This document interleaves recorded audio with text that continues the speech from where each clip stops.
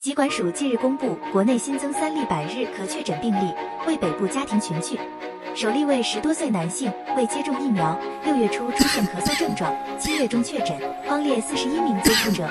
其父于姐也于7月29日确诊，均已无症状或缓解。卫生单位正扩大疫调，匡列接触者，并安排预防性投药。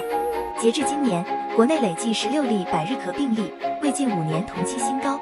全球疫情亦上升，亚洲、欧洲及美洲多国病例激增。疾管署强调，接种疫苗是预防百日咳最有效的方法。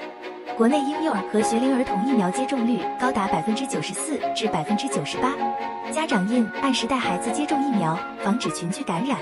疾管署提醒，百日咳初期症状类似感冒，易被忽略，应警觉有严重咳嗽、哮喘声、咳后脸潮红或呕吐等症状，及时就医诊断，保护自身及家人健康。